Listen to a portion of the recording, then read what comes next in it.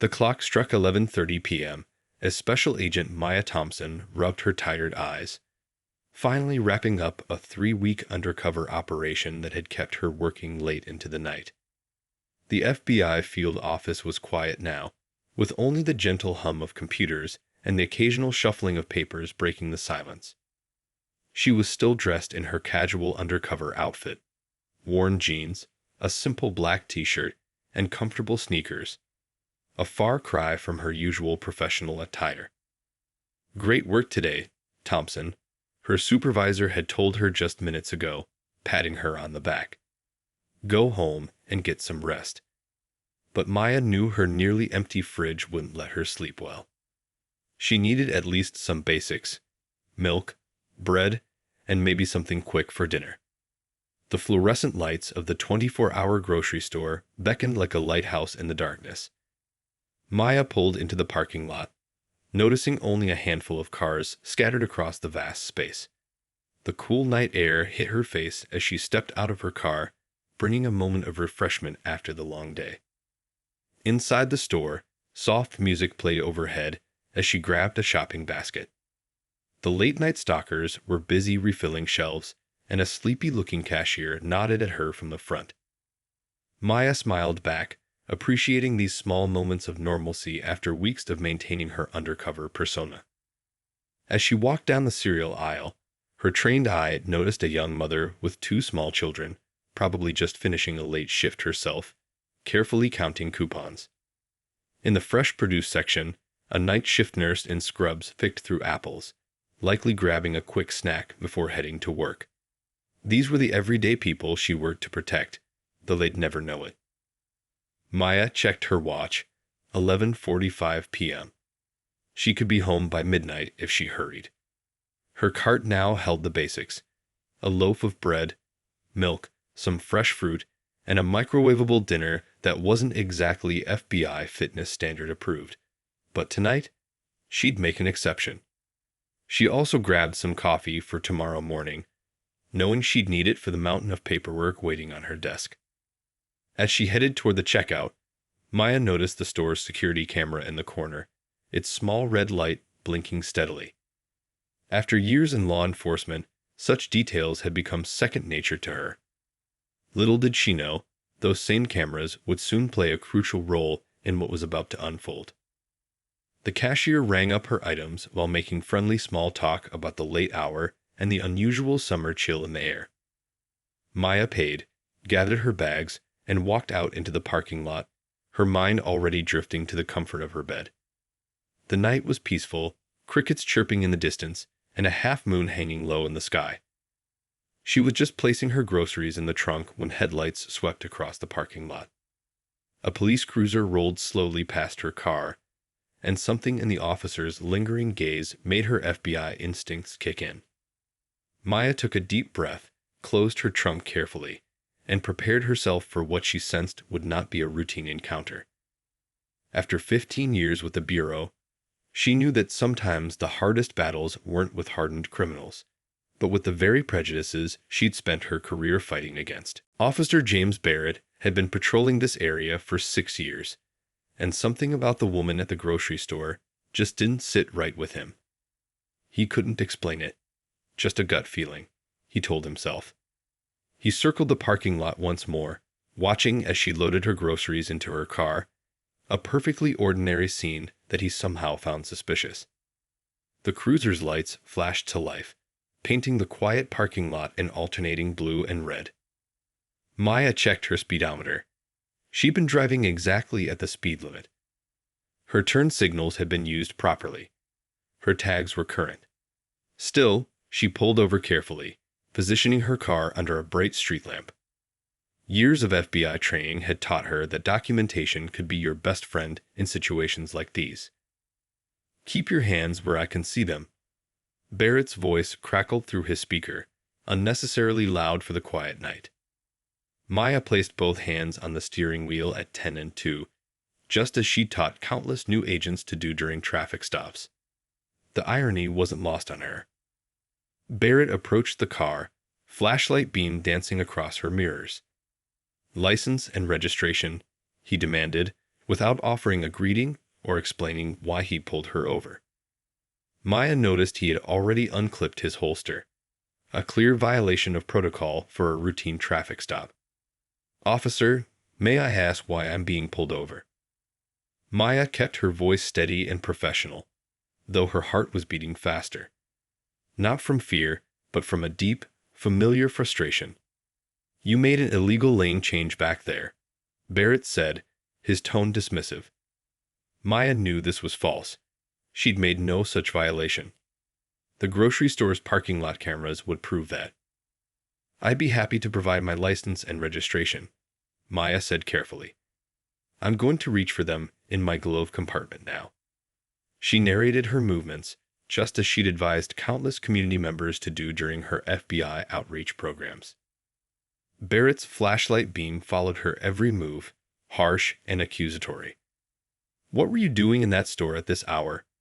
he asked, despite having no reason to question her about her shopping habits. "Buying groceries, officer." "I just got off work," Maya replied, handing over her documents.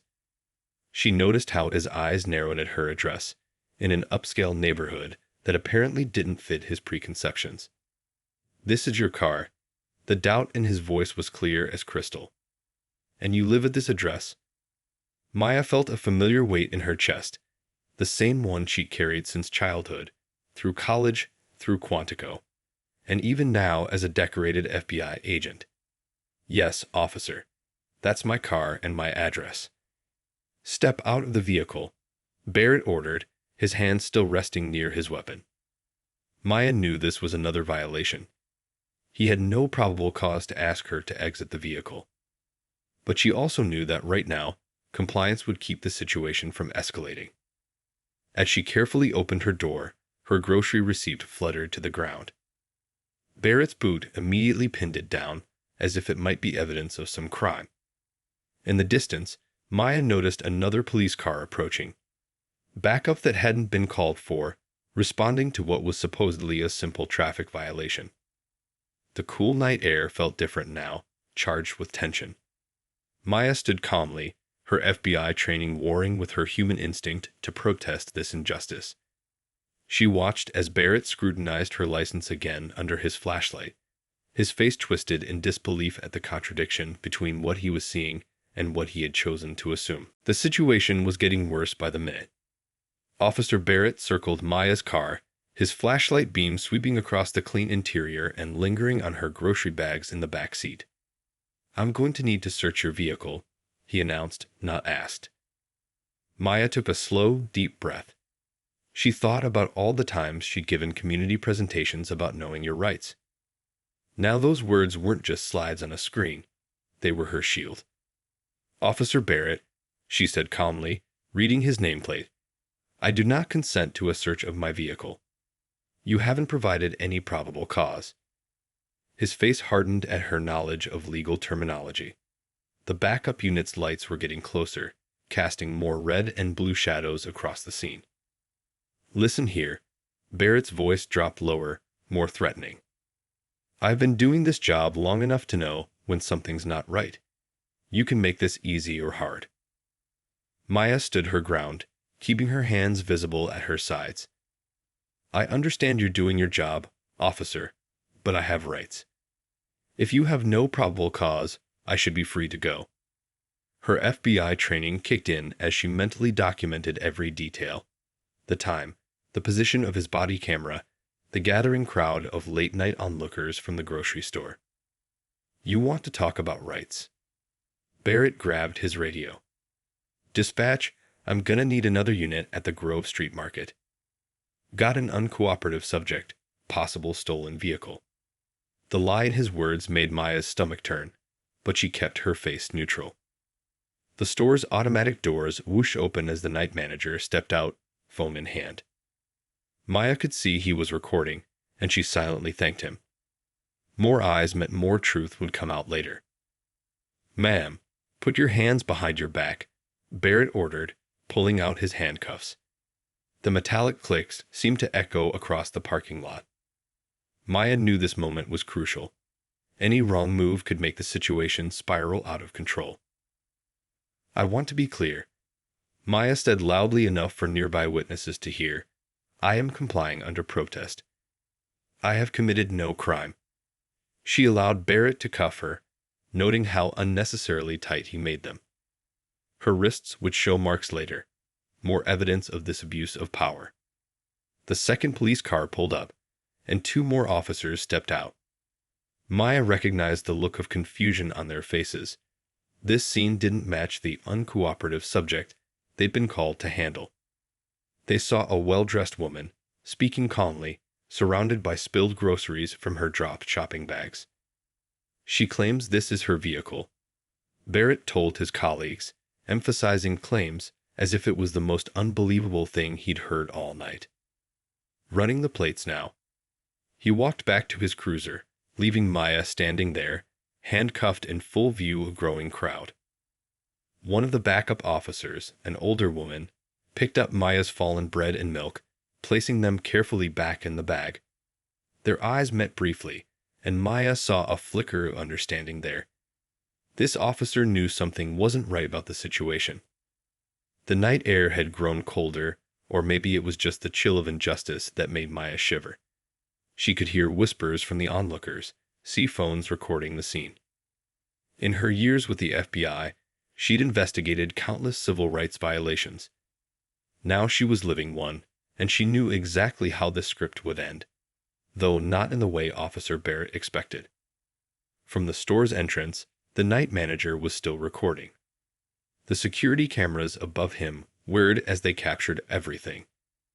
Maya glanced at her watch, barely visible with her hands cuffed behind her back. Almost midnight. Soon, this would all be over, but its impact would last much longer than this cold night. The ride to the precinct was silent. Maya sat in the back of Barrett's patrol car, the handcuffs digging into her wrists, but her mind was sharp and focused. Through the partition, she could see Barrett repeatedly glancing at her in his rearview mirror, perhaps trying to understand why she remained so calm.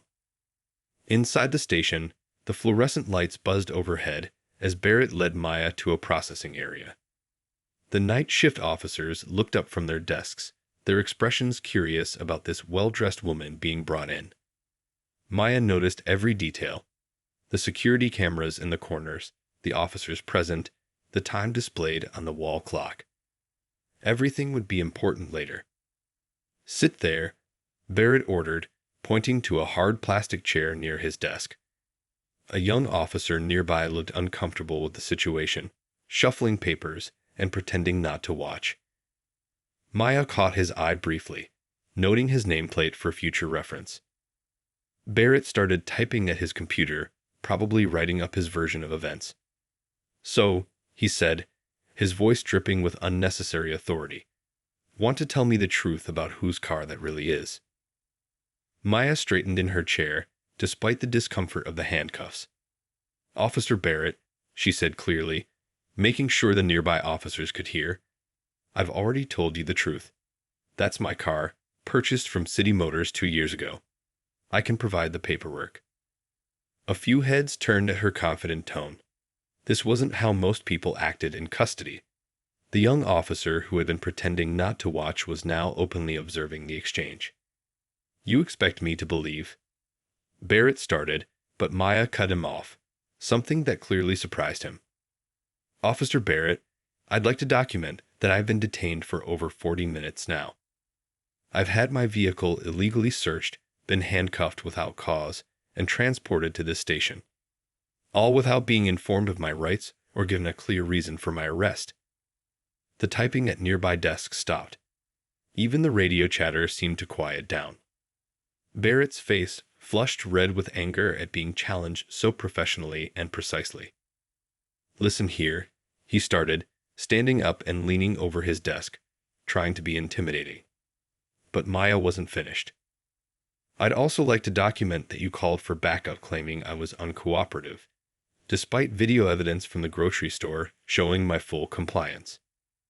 You also falsely reported a possible stolen vehicle without any evidence to support that claim."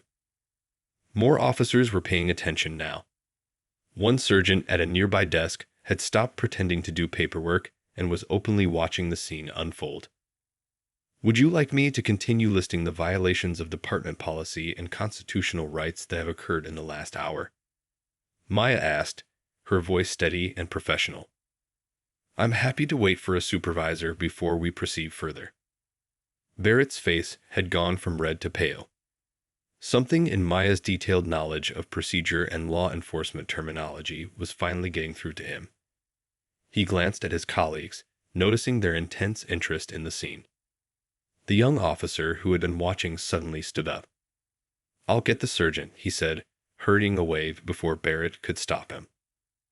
Maya sat quietly, her posture straight despite the handcuffs. She could feel the mood in the room shifting. The other officers were no longer looking at her as a suspect, but with growing curiosity and concern. Through the station's windows, she could see the first hints of dawn approaching. Soon, very soon, Officer Barrett would learn exactly who he had wrongfully arrested. But for now, Maya continued her silent documentation of every word, every action, and every violation. This night would become more than just another case of profiling. It would become a lesson that this department would never forget. The station surgeon, a tall woman with gray-streaked hair, walked briskly into the room. Her name tag read Chen, and her eyes quickly assessed the situation. What's going on here, Barrett? Before Barrett could answer, Maya spoke up. Good morning, Sergeant Chen. I apologize for the early hour, but I believe it's time we cleared up this situation. Her voice carried a quiet authority that made everyone in the room lean in slightly. First, Maya continued, I'd appreciate having these handcuffs removed. Then I'll need to make a phone call to my office. They'll be wondering why I haven't checked in. She paused, then added, the FBI takes that quite seriously. The room went so quiet you could hear the old coffee maker dripping in the break room. Barrett's face drained of all color as Maya slowly stood up, even with her hands still cuffed behind her back.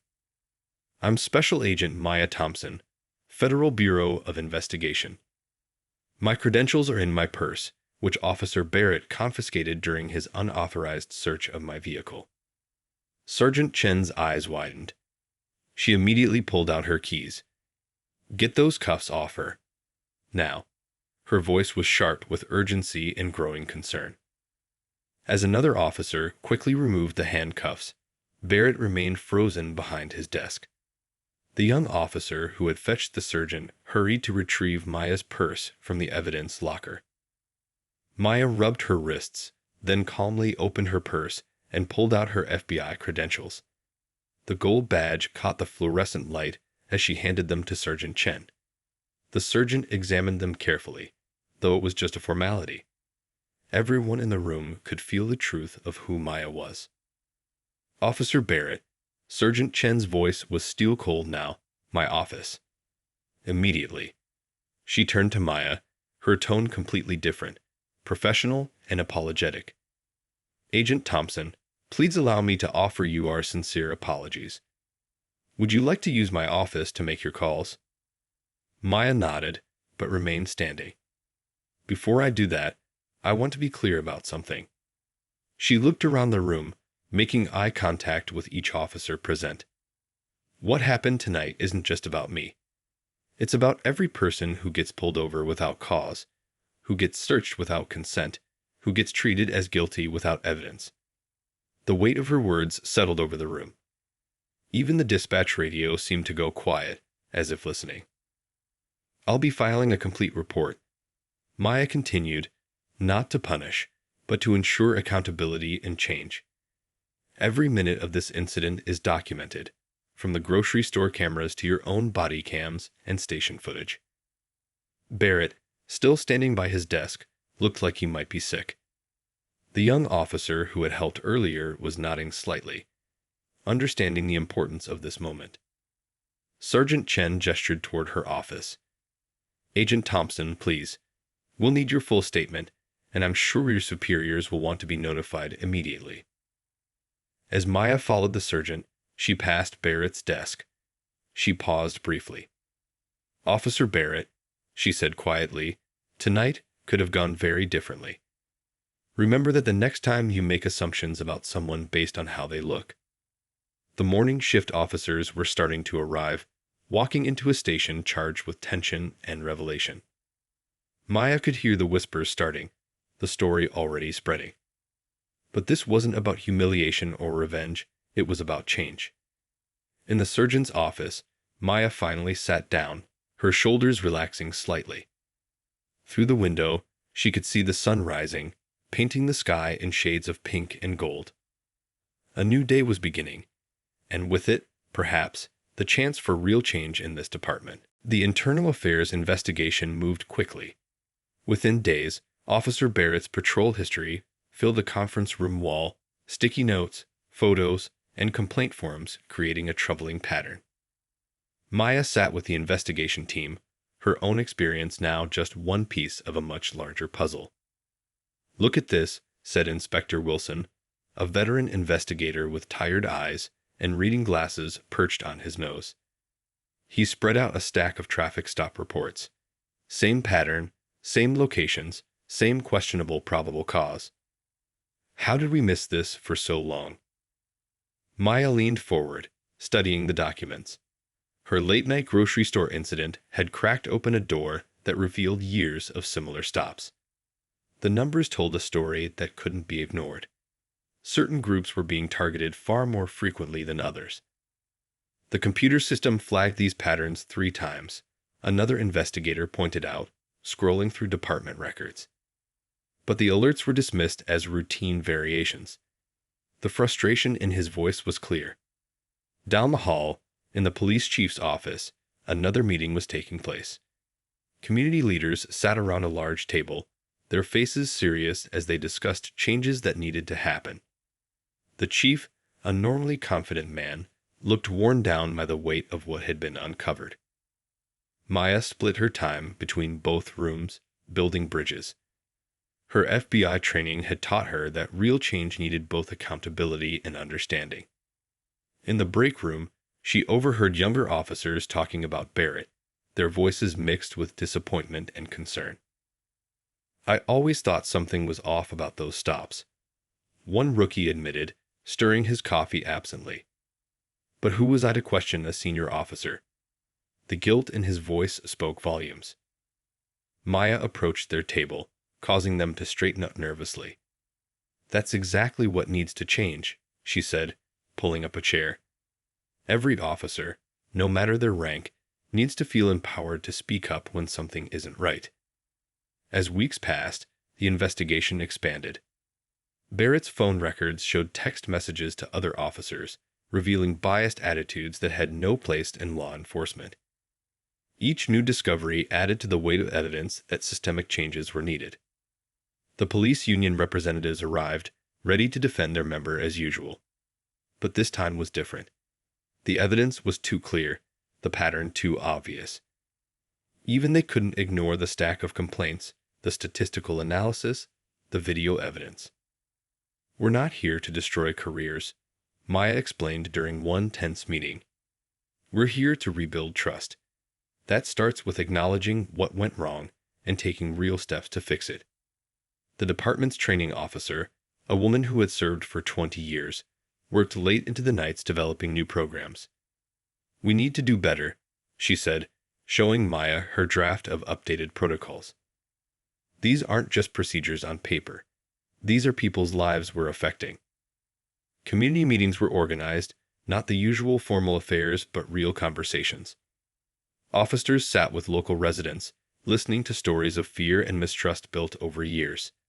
Some conversations were uncomfortable, others emotional, but all were necessary. Maya watched as Barrett's fellow officers came forward one by one, sharing their own observations of his behavior. Some felt guilty for staying silent, others angry at being associated with his actions. Each testimony added another piece to the picture of how bias could infect a department when left unchecked. The investigation wasn't just about one officer anymore. It had become a mirror showing the whole department its reflection. Some didn't like what they saw, but others recognized the opportunity for real change. 6 months after that late-night grocery store incident, Maya stood at the front of the police department's training room. The faces looking back at her weren't hostile anymore. They were attentive, ready to learn. Among them sat Officer Barrett, now required to go through extensive retraining as part of his disciplinary action. My story could have ended differently, Maya began, clicking to the first slide of her presentation. But instead of filing lawsuits or demanding badges, I chose to be part of the solution. Today, I want to share what that solution looks like. The new training program she helped develop wasn't just another boring set of rules. It included real stories from community members, body camera footage showing both good and bad interactions, and practical exercises that made officers think differently about their daily decisions. Last week, Maya continued, one of your officers pulled over a young woman late at night. Instead of making assumptions, he followed our new protocols. She played the body camera footage, showing a respectful interaction that ended with the officer helping the woman change a flat tire. Several officers nodded, recognizing their colleagues' good work. The department had started highlighting these positive examples, creating a new culture where good policing was actively celebrated. In the back of the room, Sergeant Chen smiled. The changes hadn't been easy, but they were working. Complaint numbers were down, and community feedback was improving. Even the old-timers who had initially resisted the changes were starting to see the benefits. Maya moved through the room, engaging officers in role-play scenarios. What would you do in this situation? She asked, describing various scenarios. The answers were different now, more thoughtful, more aware of implicit bias and its impacts. During a break, a young officer approached Maya.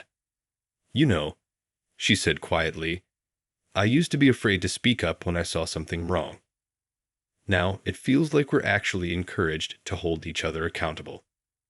The department had installed a new anonymous reporting system, making it easier for officers to report concerns without fear of retaliation. The old blue wall of silence was slowly crumbling, replaced by a commitment to integrity and community trust.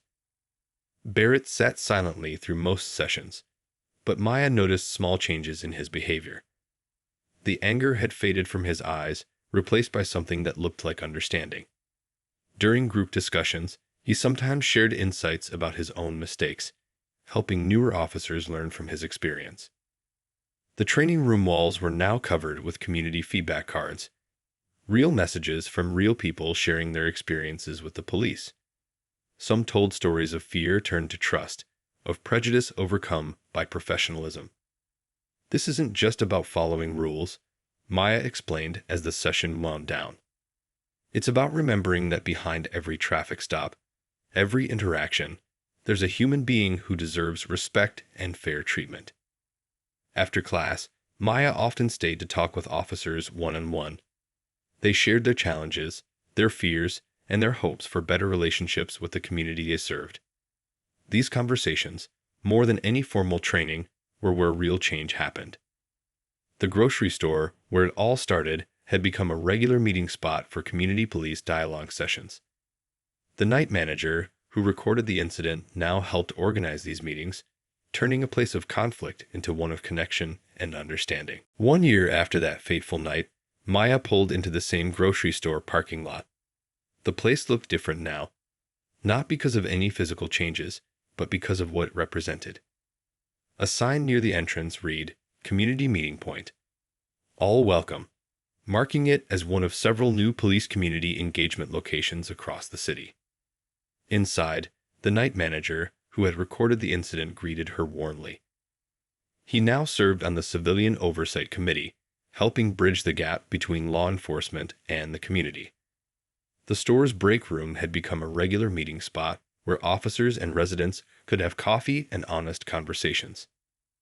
Maya was there to attend a graduation ceremony, not the formal kind with caps and gowns, but something equally important. 20 police officers, including Officer Barrett, had completed the comprehensive new training program she helped create. The program had been so successful that other departments across the state were asking to implement it. Agent Thompson, a voice called out. She turned to see Barrett approaching, his demeanor completely different from that night a year ago. "I wanted you to know," he said, his voice carrying the weight of genuine reflection, "that you didn't just change department policy. You changed me." The ceremony was simple but meaningful. Each officer received a certificate, but more importantly, they each shared a story of how the training had affected their work. One officer talked about helping a lost elderly woman get home safely. Another described diffusing a tense situation through communication rather than confrontation. The local news was there, not to cover controversy this time, but to report on positive changes. The reporter interviewed community members who spoke about noticing real differences in their interactions with police. Traffic stop data showed dramatic improvements in racial disparities, and complaint numbers had dropped significantly. Maya watched as Barrett stepped up to the podium. "A year ago," he began, "I was part of the problem. I let my biases control my actions, and I hurt people in the process." His honesty surprised many in the room. "Today, I want to be part of the solution." The department's new policies had become a model for others. The training program expanded to include regular community feedback sessions, mental health awareness, and cultural competency workshops. Officers were now evaluated not just on their arrest records, but on their positive community interactions. After the ceremony, Maya walked through the store aisles, remembering that night. The security cameras that had captured her wrongful arrest now recorded daily examples of respectful police community interactions. The parking lot where she had been handcuffed was now a place where officers regularly helped elderly shoppers with their groceries. Sergeant Chen approached her with some papers. "Look at these numbers," she said proudly. "Use of force incidents down 60%. Civilian complaints down 70%. But the best part? Our solve rate for serious crimes is up because people trust us enough to come forward with information." As Maya left the store that night, she saw a police car pull into the parking lot. The officer stepped out and greeted some teenagers who were hanging out near the entrance. Instead of tension, there was easy conversation. Instead of fear, there was respect on both sides. She thought about how one incident, handled the right way, could spark real change. It wasn't about punishment or revenge, it was about transformation. The department had become proof that law enforcement could adapt, learn, and grow stronger through accountability and understanding. The night sky was clear, just like it had been a year ago. But this time, as Maya drove home, she knew that somewhere in the city, officers were approaching their jobs differently, thinking twice about their assumptions, and working to build trust rather than fear. Real change was possible. She had the evidence right here.